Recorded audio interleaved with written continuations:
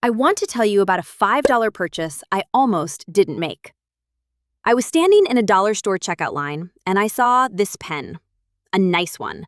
Smooth, fine point, weighted just right. And I almost put it back because it's a pen. $5 for a pen felt ridiculous when there's a cup of free ones at every bank counter in the city.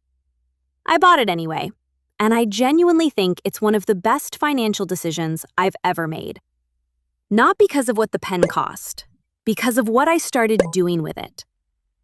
Here's something I had been avoiding for a long time. I knew roughly what I earned.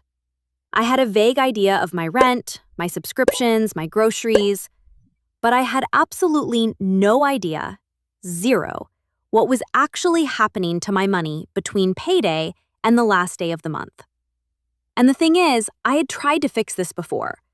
I downloaded the apps, I connected my bank accounts, I set up categories, and every single time I'd check in once, feel a little guilty about the takeout spending, and then not open the app again for 3 weeks.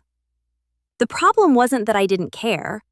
The problem was that looking at a screen full of automated transactions felt completely disconnected from my actual life. It was data. It wasn't me. I could see the numbers, but I couldn't feel them. So the pen. Here's what happened. The week after I bought it, I was cleaning out my bag and found a little notebook I'd been carrying around for months, completely blank. I sat down that evening, mostly out of restlessness, and I just started writing. Not a budget, not a spreadsheet, just what did I spend money on today? And did it feel worth it? I wrote down a $14 lunch I barely remembered eating, a $9 app renewal I had no idea was still running, a $6 coffee I bought not because I wanted coffee, but because I was bored waiting for a meeting to start. And something weird happened. Writing those things down, by hand, with that pen, it felt different than seeing them in an app. It felt like I was actually present for my own spending for the first time, like I was a witness to it instead of just a victim of it. I kept doing it, every day for about 10 minutes before bed, just writing down what went out and one honest word about how it felt. Worth it, forgot about it, regret, fine, happy. Now here's what I want to be clear about. The journaling didn't put money back in my account directly. I didn't suddenly stop spending. What it did was slower and more powerful than that. After about 2 weeks, I noticed I was making micro decisions differently throughout the day.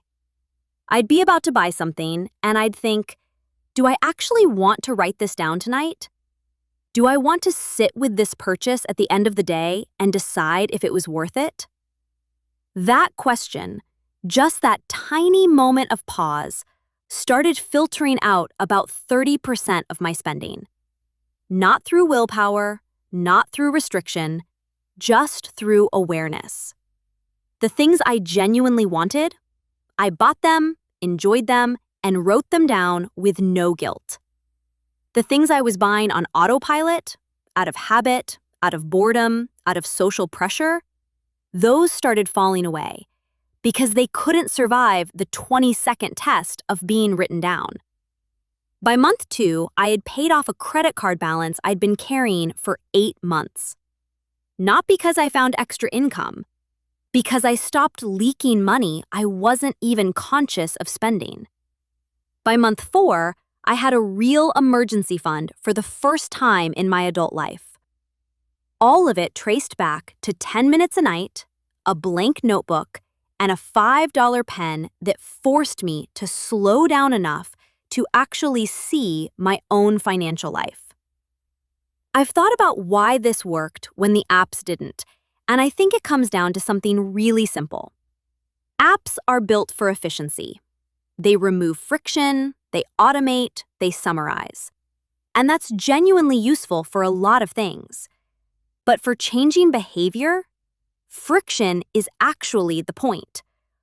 When you write something by hand, your brain processes it as more real, more permanent. There's research behind this.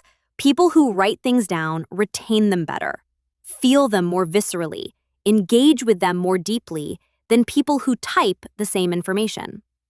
The physical act of moving a pen across paper creates a kind of presence that a screen just doesn't. And the spending journal works on that principle. It's not about the data it creates. It's about the ritual of recording.